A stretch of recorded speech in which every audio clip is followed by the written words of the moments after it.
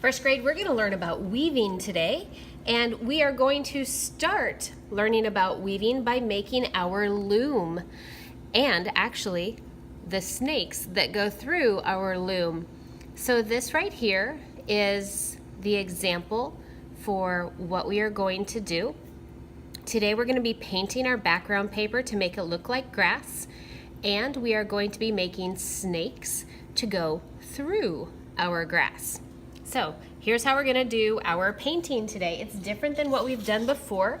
We're going to do it on yellow paper, and we're actually going to use tin foil to paint. Let me show you how. You're going to take a strip of tin foil and you're going to ball it up. Now, let me show you what not to do. You're not going to take your piece of tin foil and make it into a teeny tiny little crushed ball. This is not what we want. What we want is we want a ball that fits in your hand. It's not super tiny and crunched, because this is what we're going to use to paint with today. We have different colors. We have green, we have a fluorescent green, a white, and a yellow. And this is what we're using to paint. So we are going to dip this into our different colors and then dab it onto our loom. So when I do this, I'm going to dip my foil into my paint. I am going to then take it onto here and tap it, and you will see you get the texture of the foil. I'm going to take it, I'm going to dip it into the fluorescent green, I'm going to overlap my colors. Now, what I'm not doing is I'm not going back and forth and painting, because we want it to look like the texture of the grass. Now I have to fix that. So I'm going to go over that, and I can mix my colors a little bit, so now I've got yellow and green on here.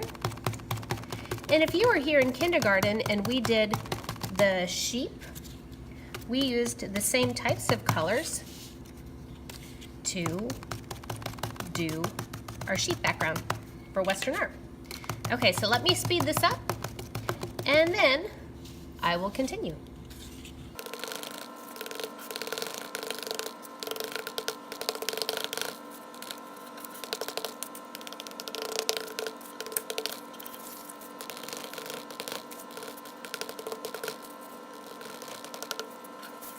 All right, there is my loom, all done and painted. Make sure you get to all the edges. I know the edges are the hardest part.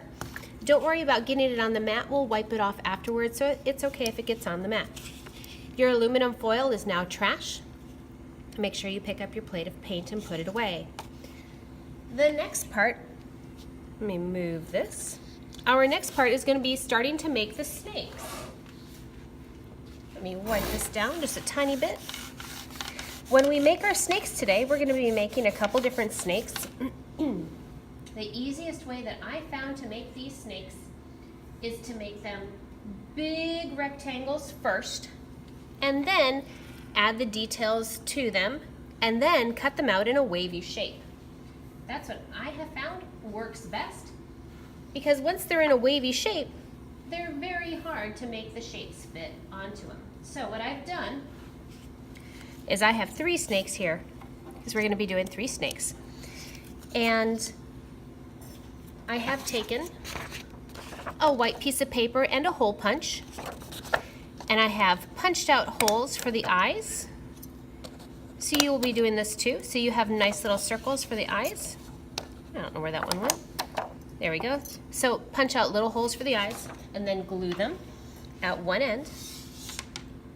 Then you are going to take some of the other colors of paper, and you're going, oh, there's the one that I lost. And you're going to do big pieces or designs on these snakes. Now, I've already cut this up in order to save time, but then you're going to glue these pieces all the way down the snake. Remember, just a dot, not a lot.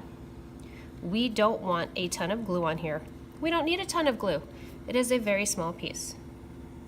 So I'm just going to glue these down.